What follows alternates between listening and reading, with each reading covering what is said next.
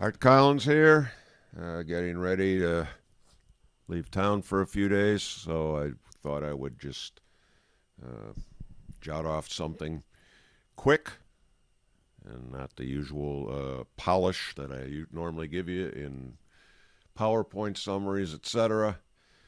Just a little exercise that I do. I'd like to take you along for the ride, okay? How to upload a TradeStation summary into a spreadsheet. If you're trading on TradeStation, if you've never done this before, you may find it helpful to do at some time. But even if you're not a TradeStation user, I'd like you to hang with me anyway. I just want to give you some idea of the kind of rote stuff that I will endure to get answers that I want. It's dedication, in other words. If you want to be a serious system developer, it's a passion you should share. All right, so the deal is I have two systems that are similar but not exact. I get all the data that I need on each one. This is System A.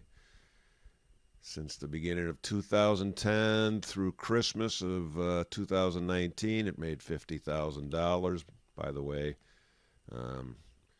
since this is something I actually intend to trade, this is more than an exercise, and I do dock $20 per trade, round turn for slippage commission. So this $35 per trade figure is over and above that.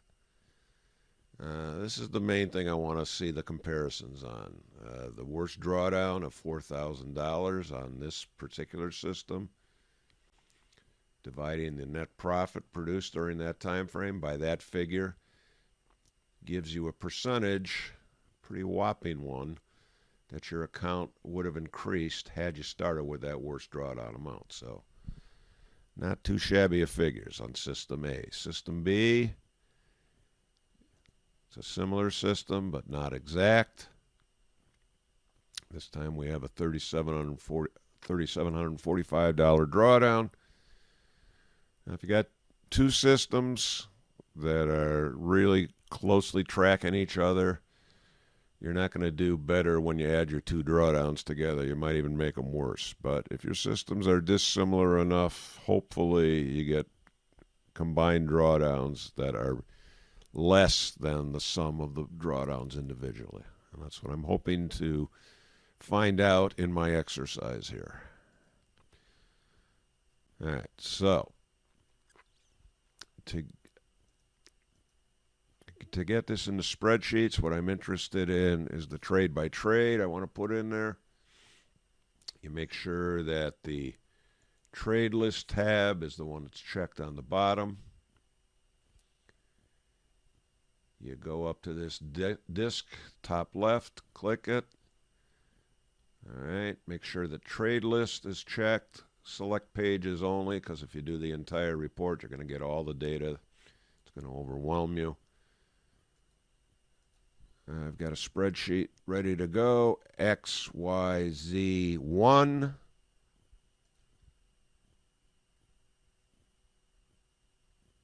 And I hit save. Already got data in there that I'm not interested in, so we'll just override it.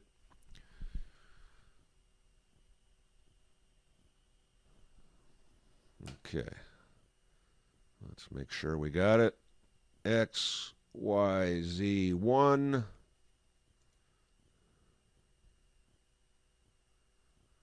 Okay. Now, there's only a few things in this field that I need. Delete the first set of numbers. Don't need to see buy, sell more than once, so I'll get rid of this column. Date's important. Whether you're buying, shorting, or exiting, that's important. Here's the price. Get rid of the rollover. And we really don't need any of this stuff right of the net profit. Now, first thing we have to do is deal with the fact that we don't want to have these ones that are showing between every one of the exits. And also, these numbers don't reflect the $20 per trade slippage commission that I was using. So for this column here, let's create a formula. Equals, and I'm sorry, you're going to have some spreadsheet knowledge if this is going to mean anything at all to you.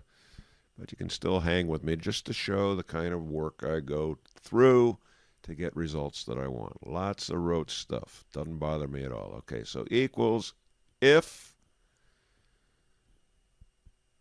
the D5 cell is equal to 1, I want the value to come back 0.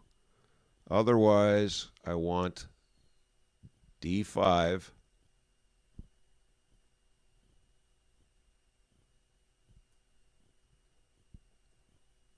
minus 20 on all trades. $20 dock. Thought maybe I was missing a parens there.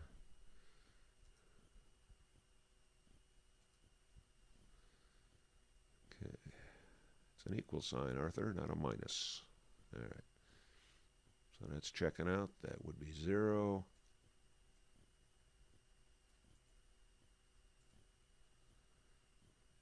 And the second number here would be 325 minus 20, so it looks like we're good to go there.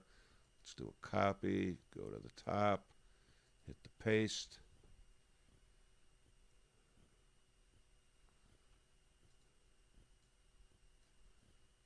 Okay.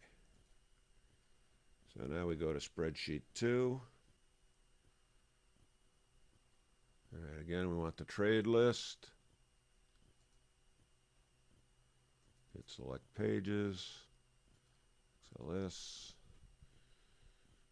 and we do X, Y, Z, 2.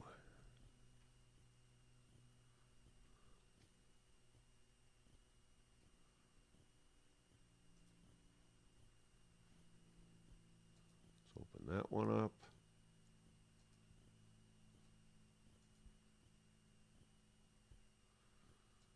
Same thing. Get rid of what we don't need here.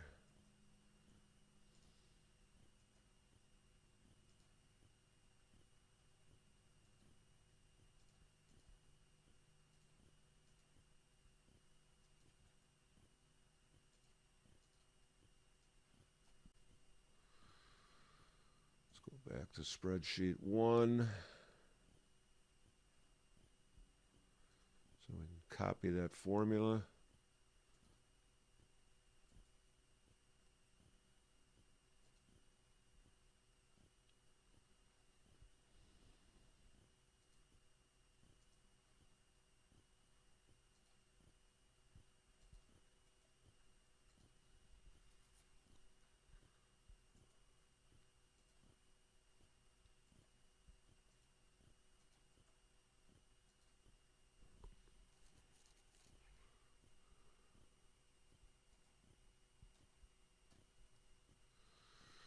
All right, so now the trick is we want to take one of these two and put it on the page with the other one.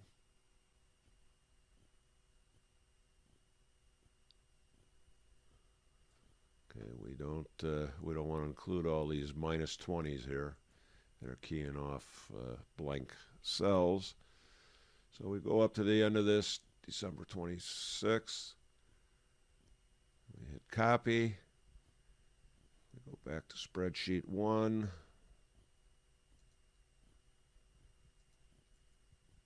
Paste.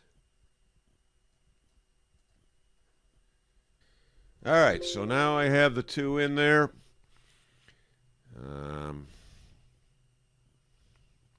But you may notice very quickly the days stop lining up, so I'll show you what I do to get my days even.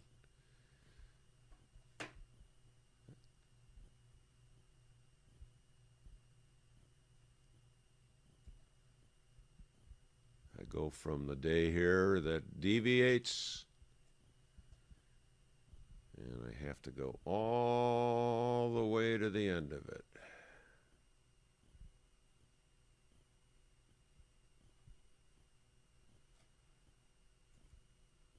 Cut it, paste it where it belongs. So this, as you can sort of fathom already, is a laborious process.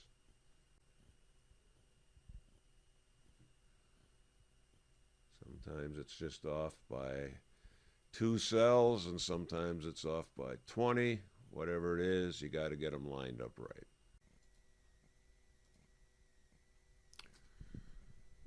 So, there you have it. I had all the days match up. Lots of gaps throughout. And since this is not actually in TradeStation anymore, what would I use for a formula for determining maximum drawdowns? I'm sure there's different ways to get around it. What I did was I just did a series of getting a sum of the last X number of bars, and then identifying the most negative number within those. So for 10 bars, or that was actually 10 days, 20 bars, 30 days, 40, 50, 100, I came up with what the worst combined drawdowns were. And actually turned out better than combining the, what was it, 3,700 and 4,000, if I remember. Anyway, wasn't that much better, but it could have been the same, and I would have been happy since it was so low to start with. So, just getting this into the spreadsheet, expending some energy, time. I was able to convince myself that I've got something that I can start trading on January 2nd. Coming soon, Beating the Financial Futures Market, the 2020 Almanac, keying off the original 2006 book.